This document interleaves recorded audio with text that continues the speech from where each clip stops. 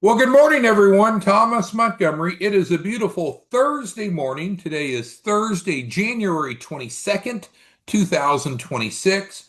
We get together most weekday mornings at this time to talk about the grant, to talk about legal loopholes to help small businesses get funding, and certainly talking about the SPEs, probably the best vehicle that an entrepreneur could use for a large capital raise. So my screen should be shared. You should see 509pacific.org. I have it blown up a little bit just so we can see it easier, but we're on 509pacific.org. And then towards the middle of the page is where our SPE information is. We've been talking about the SPE daily. For those of you that are coming back, you've heard a lot before. If it's your first time, welcome. You can always go to 509pacific.org and learn more about the background, the relevance, the who, what, when, where, and how of the SPE. For someone to participate, there's two simple steps to participate with no out-of-pocket cost, guaranteed capital raise. The first is we want everyone to watch a training to understand what it is and how it works. And so there's an on-demand training linked right here. That is actually one of our prior morning sessions. So that does a good job of going through the SPE information sheet. Those of you whom are affiliates, distribution partners, you can get your own for free information sheet. And so instead of you driving your people to number one here on our website, you would explain to them yourself. And then secondly, or you could use the resource. And then the second step is to fill out a simple application to see if they qualify for the SPE. Again, no upfront cost, no hard inquiries. So those are the two steps for the SPE. What I want to do though today is, in addition to a little bit of couple of housekeeping items, I want to drill in deeply into the three C's, because what we've covered many times before is that there is a formula for funding. And you know it, or you should know it. I know it. And anyone that's looking for funding to start or grow a business, it starts with financial literacy. Do they know the formula for funding?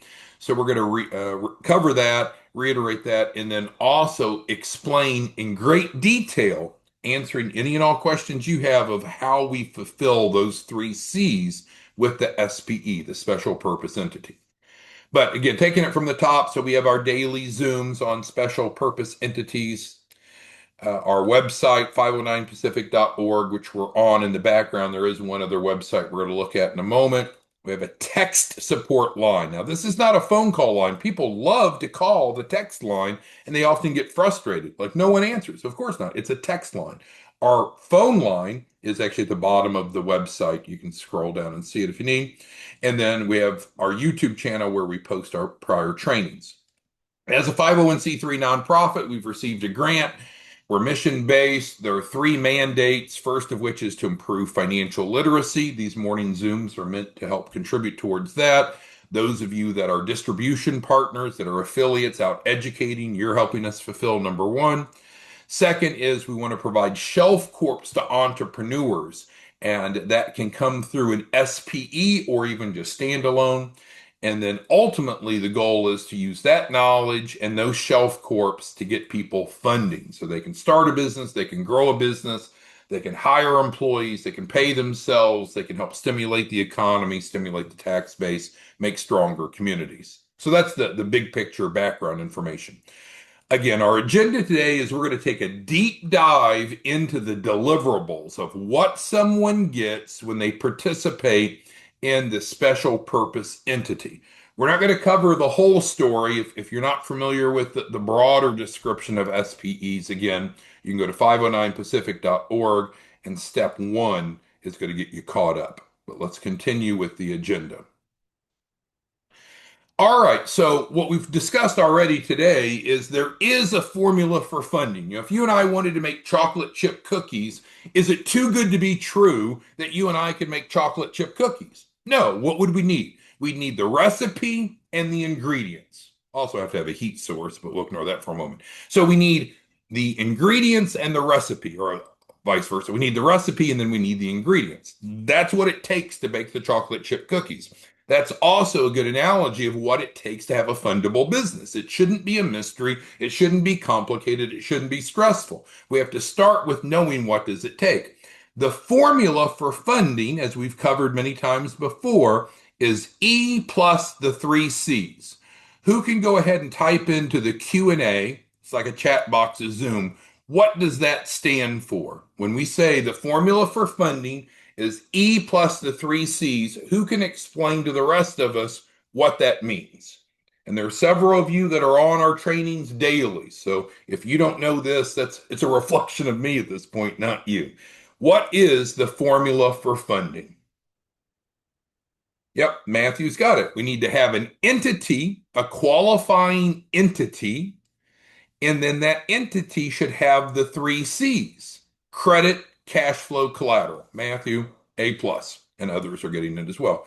So that's what we need. Now, when it comes to that, there's an unlimited, an infinite number of ways that an entrepreneur could fulfill that formula for funding. So what we've brought to the table, you and I, if you're one of our distribution partners, is the SPE is the easiest, the quickest, the cheapest, the fastest way to fulfill that formula for funding. So, and then that's what allows it to work. That's the secret sauce. I mean, people could sell shit all day long, but if you don't have the formula and the ingredients, you're not going to have a fundable business, right? We could talk about cookies all day long, but it comes down to we need the recipe and we need the ingredients. So I want to make sure you understand today how we're delivering those ingredients. So let's dig into that very transparently. All right, so in no particular order, there are three C's. One of the three C's is collateral, as many of you responded. So what is collateral? Collateral are the assets, the qualifying assets that demonstrates to the lender that if the borrower should default, hopefully they won't, that the lender has something to mitigate the risk. It's what we're putting up as a backup in case we don't pay. And I know, you and I are client advocates. And so, we want to profess to the world, well, collateral's a ripoff, collateral's a scam. No one should have to put up collateral. But if you're on the other side of the transaction, you're the lender, that collateral is pretty damn important, right? Because no one knows the future. No one knows if the borrower is going to repay as agreed, and lenders can't afford to loan a bunch of money that doesn't get repaid because they would go out of business. So, with that, collateral is important, and we provide with every SPE 250,000. So it's a definitive amount. Now, some people get mad at us. Well, you should provide $10 billion of collateral. Well, that's not the deal. It includes 250,000. If you want more, you need more, we can get you more. But this is the deal. This is what it includes. So it includes 250,000 of collateral. So what does that mean? What happens if we want more than a $250,000 loan? Well, then we're going to look at the owner to ask, what are you bringing for collateral? Because we're giving you 250,000, which is more than, a penny in a bucket. We're giving you 250 in the SPE. If that's not enough, we can either ask you what you want to bring to the table or the client, or we could repeat the process in $250,000 increments. But we need to be clear because we have some clients that don't understand this. So, they want $1 million capital raise. Fine. And we've only provided them 250,000. So they have a collateral shortfall. So they're like mad at us. Well, damn it, you're supposed to provide the collateral. Well, yes, but it's a specific amount. It's not an unlimited amount. That's unreasonable. So if you go buy that tube of chocolate chip cookie dough in the refrigerated section of the grocery store, you get enough ingredients to bake, I don't know, what is it, probably 2 dozen, 3 dozen cookies. Well, I wanted 10 dozen cookies. This is a scam. No, you're going to need multiple tubes of that dough. It's just the way it is. So any questions on the collateral? We provide for free, up front, 250,000 of collateral. No charge. No charge now, no charge later. Okay, we're good there. So that's one of the three C's. Now, as far as the entity, I know I didn't talk about that, but we provide a shelf corp for free. That's not really the exciting part. But yes, we provide the E. And now we've just covered how we cover one of the three C's. Now, your argument you might get from your prospect, assuming you're one of our affiliates, is they might say, "Oh no, I don't need that collateral. I already have collateral." Well, great. If you want to put your assets on the line instead of ours, great. Put your house up. Put your kids' future college tuition up. That wouldn't make any sense. They would be better off to use our collateral. And the same thing, do they, if they already have an entity, do they still need the SPE? Well, as we talked about in detail, and you'll learn in this training on number one, why would they want to put their entity up and put it at risk? Put our entity up and put it at risk. Okay, so that's number one C.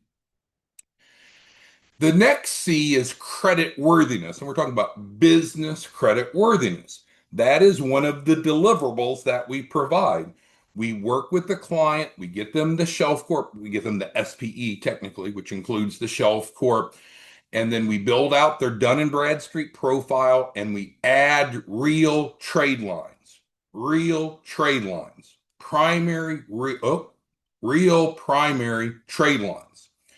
Yesterday, we just worked with a client and frankly got the largest trade line that we've ever done, and it was right about $350,000. So, again, we walk the walk, we talk the talk. When we describe these strategies, they're not theories, they're actually what's happening. So, yes, we can help clients get the collateral instantly. Yes, we can help them have a strong D&B profile and add real trade lines. Trade lines commonly could be business automobiles, business credit cards, business lines of credit. There are some other options, but the bottom line is a trade line is an extension of credit under the EIN that reports on the business credit, not personal credit. Okay, so that's the second of the three C's that we provide automatically with the SPE. Anyone have questions on the first two C's? Because what we've agreed is there's a formula for funding. If we have this, we can go get funding. So what I'm trying to describe to you is to make sure you understand how we legally and ethically provide those three C's. Okay, so I think we're all on the same page. We provide collateral, but it's in the increment of 250,000 for free. Don't have to pay anything for it. We build out the credit profile of their SPE, whereby they're real trade lines, usable trade lines that the client can benefit from. So if we'll go add a business automobile, then it's going to be a business automobile that they can drive. It's tax deductible. If it's a business credit card, it's in their wallet or purse. It's real. It's not, oh, we're going to go buy trade lines. You don't buy trade lines. That's not the way trade lines should work. If you are buying trade lines, there's a high probability they're fraudulent and you could be in trouble for bank fraud for using those. We're going to do it the right way. Okay, so two of the three C's covered. Now we're down to the third one. The third one is actually the most challenging.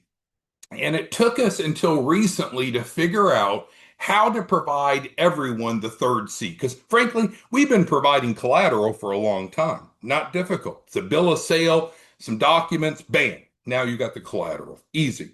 Credit, not a problem. We know how to go get a DUNS number, build out the D&B profile, add trade lines. That's not a problem. The third C has been the hang up for us, our program, our model, and many of our clients. But we figured it out. And it's actually kind of a simple solution, but it didn't dawn on us until recently when we rolled out the SPE. So the third C is capacity, cash flow. Now, when we're demonstrating to a lender so capacity essentially means what's our ability to pay back the loan. And again, I know you and I are customer advocates. We don't really care about the lenders. We just care about our clients. What do we need to do to get our clients funding, right? Fuck everybody else, just get our clients funding. But on the other side of the transaction is the lender, and the lender would really like to know, can this borrower repay the loan? Do they have or will they have enough money? So part of that comes from the financial projections. That's where we put together 36-month financial projections using industry data from IBIS World, which we've covered on prior trainings. There's some reference made to it in number one here. So projections are fine, But what can we do to have a stronger profile, to have a better set of ingredients to make our cookies with? It would be to actually show the lender that not only will we make money in the future, trust us, you'll make money sometime sooner. We want to show them we're actually making money now. And that's kind of complicated. How do we take a business that we just transferred to a client and immediately show that it's making money? Not making things up, not pretending, not doing anything shady or gray. How do we accomplish that? Well, it finally dawned on us, and what we're going to do is specifically we're going to transfer, and this is included, it's free, it's part of the SPE, so it's not some sort of add-on. We're going to transfer 25 contracted clients. So from us to the SPE in the first month. Each of those clients, true contracted clients, will then owe the SPE 10,000 for going through their own capital raise process. No, it's not MLM or network marketing. It's we're setting these SPEs up to be loan brokers. I think you figured that out. We call it the management consulting industry code, but to call a spade, we're setting them up to be loan brokers. Well, what do you need to make money as a loan broker? Well, first, you need clients. And clients then need to be under contract. So we need clients that are under contract for some service or sale of a good. We're bringing clients that are under contract for a capital raise, which is what loan brokers do. And each of those clients have promised to pay the SPE 10,000. So with that, if we have 25 contracted clients that we promise, we agree to transfer in the first month, each of those clients owes the SPE 10,000, bam, we're at 250,000 of income. That is real. It's going to be reflect, and that money will be collected by the client, put in their bank account. So this now accomplishes what had been missing for the third C. And I think if you look around, and we've got 531 of you, and many of you, I'm confident, would agree. If you take John Stockton, you take Corinthian James, you take Mary Dozer, most of you would, Rod Francis, many of you would agree that the main problem that most of your clients or prospective clients had is they didn't have enough money. They didn't have enough capacity. They didn't have enough cash flow. We're going to fix it. So essentially, we'll go out, do the client development at no cost to the client, and we will reassign, we will transfer legal ownership of those clients to the SPE. So now it shows as accounts receivable, it shows as an asset on the balance sheet. Using accrual accounting, it shows revenue on the P&L, the income statement. And then, of course, we turn around and collect that money and turn that into cash so it actually goes into the bank account. This is huge. This is huge. I think you could look around and find other places to get shelf corps. You might be able to find other places to get SPEs, but it only works if we have all the ingredients. We can only make chocolate chip cookies if we have all the ingredients. If we're missing the chocolate chips, it's not a chocolate chip cookie. If we want funding, we need the formula. And that's what we're providing with the SPE, the collateral, the credit, and the capacity. Now, some of you have asked some questions regarding more of the mechanics of this. So we want to take a deep dive into this. So when we leave our conversation today, we understand more than just this introductory paragraph. So let's continue this concept of how this works. So the client transfer process. So we can legally go out, we can go do the marketing, which we're frankly very good at. We bring in 25 to 50 new clients per day on average. That's an approximation. So we have plenty of clients to reassign. So there's not a shortfall. It's just a lot of people that own businesses aren't making money. They don't have clients, and so they can't prove up capacity. But we can fix that. So let's go through how this transfer works so we're all crystal clear. So yes, so we lawfully, legally transfer the contracts to the clients. So now what happens is instead of the clients paying us, the clients are going to pay the SPE. Well, why would that happen? Because the SPE now owns the contract, owns the agreements. In other words, the SPE, special purpose entity, is set up as a management consulting firm that serves as a loan broker. We're going to provide the clients for the loans to be brokered. Pretty simple, right? Okay, Matthew's asking a question. I'm actually going to get to that. Is what happens if the clients don't pay? So, Matthew, you hit the nail on the head, and we're gonna get to that in just a second. Okay, so that's the first step.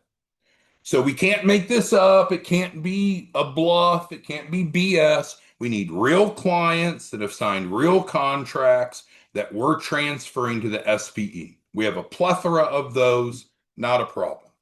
So great. So that's the first step. So is that all that needs to happen? No, no, that's the first step. Oh, and I just closed that. Okay, so what's the next step?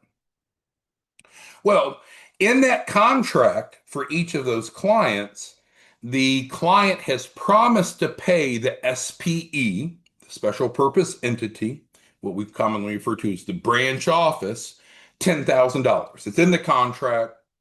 There's no question. And with that being said, there's only two possible outcomes. What could happen?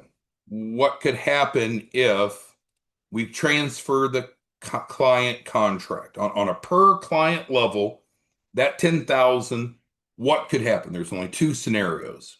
First scenario is outcome one. Well, it's what's anticipated. So we've gone out, we've done the marketing, we've got the client under contract, we transfer the contract to the SPE. So now it's really the asset of the SPE, it's the AR of the SPE. They're going to pay the SPE. And so scenario one, outcome one is that's what happens. And that's what we would anticipate happening most of the time. Therefore, the 25 clients that are transferred at 10,000 apiece should theoretically all pay and generate 250,000 of monthly income for the SPE.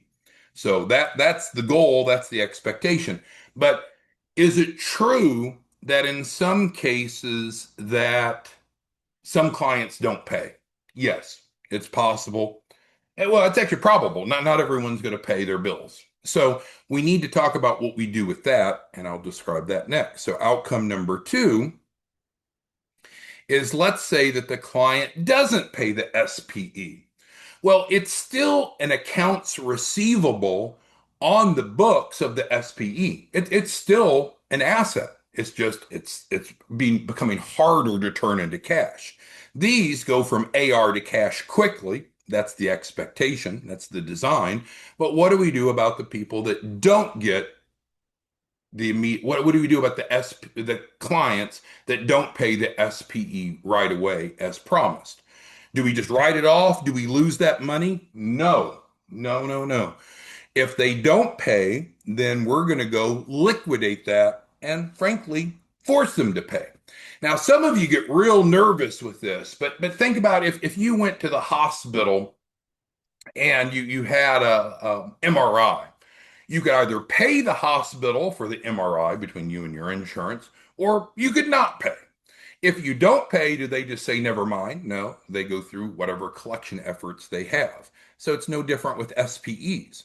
Most people, you would anticipate, would pay their bills as promised, follow the contract. Great, lots of $10,000 coming in to the SPE, building the balance sheet, building the P&L, making a real strong bank account. However, if they don't pay, do we write it off? Hell no, we're going to go collect it. So let's talk about that part of the process. So if the client does not pay the SPE, then we work with a third party revenue recovery company. So this is the second tab. It's called criminaldebtrecovery.com. So it's a third party organization that I don't have any financial interest in, but they do handle the debt recovery. So let's talk about how we help the SPEs with their clients that don't pay. We get CDRC involved. So CDRC is a licensed, bonded, insured, receivable, and litigation firm collecting unpaid debts through a legally compliant and effective methodology. They have three revenue generating products: contingency collections, early out receivables, and portfolio acquisitions. They're different than the rest of the $13.6 billion debt collection industry, is that they only work with attorneys and paralegals. They focus on implementing civil and criminal penalties. So what's interesting is a lot of people don't know that those debtors, let's pull that back up.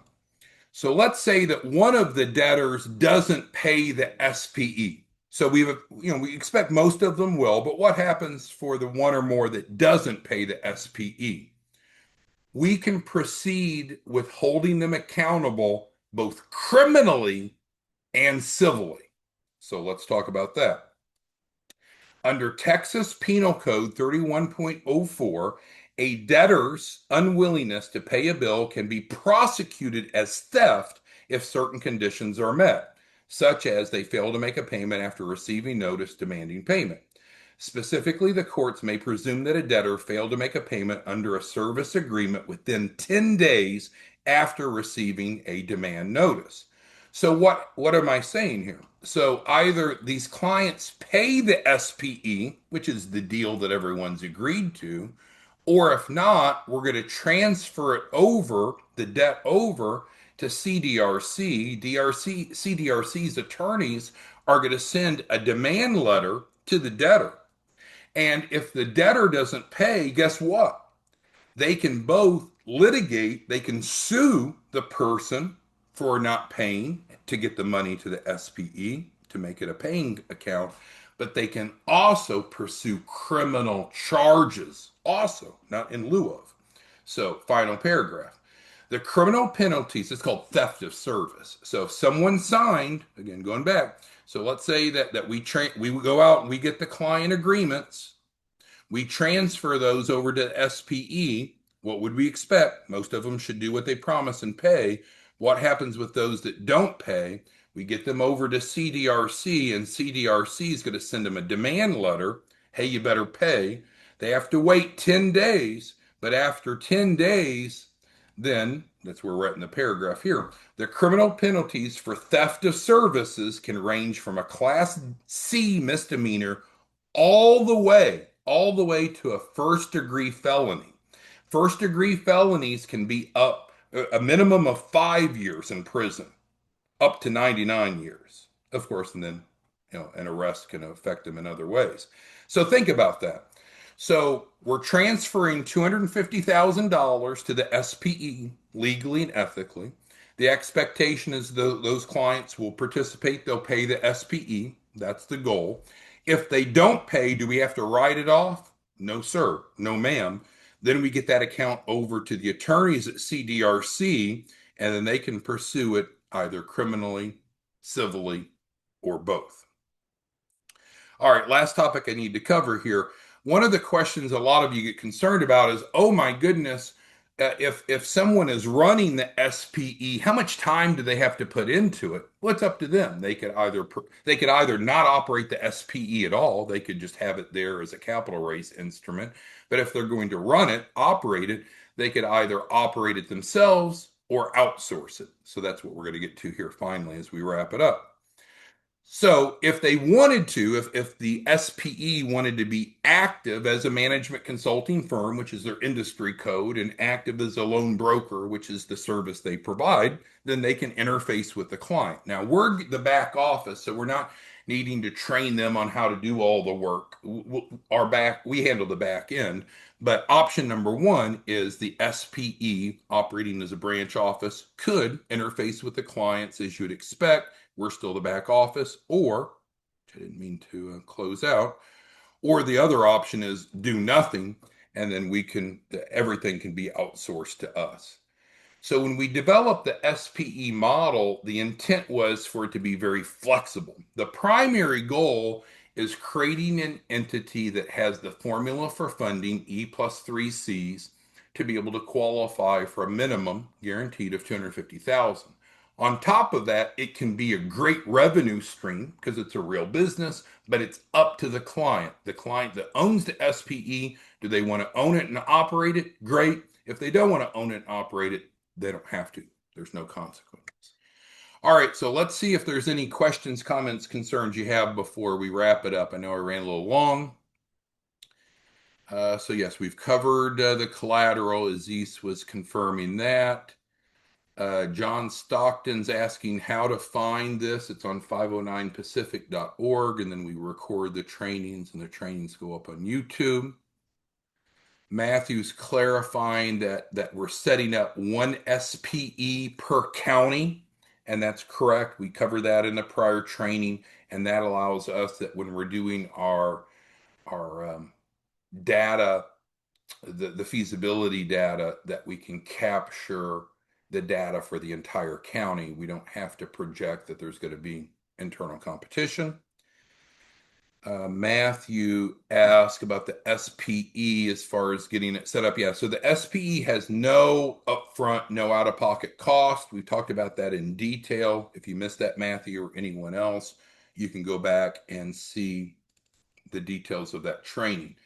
But to participate in an SPE, once someone understands the value proposition, I think it's too good to pass up, right? I think if you can be effective in creating awareness, we went through yesterday the new flyer. If you don't have the flyer, call us and we'll get it to you. Our phone number, or you can text us as well, but you can call us. We'll get you the flyer. No cost for that. It's an editable flyer. But if you run into people that's wanting and needing funding, if they knew how an SPE worked, I bet you the majority of them would say that's a great solution. But that requires you to go out and spread the word. If you really don't want to spread the word, then ironically, you could get an SPE yourself. We have a team that's more than capable to go out and generate the clients, and we'll just transfer the clients to you. We're not selling them to you. We'll just transfer clients to you if that's what you want. All right. Thanks everyone for your time. If you have follow-up questions, either join us tomorrow or text us, or at the bottom of the 509 Pacific, call us, and we'll go from there. Thanks everyone. We'll see you back tomorrow morning. Bye-bye.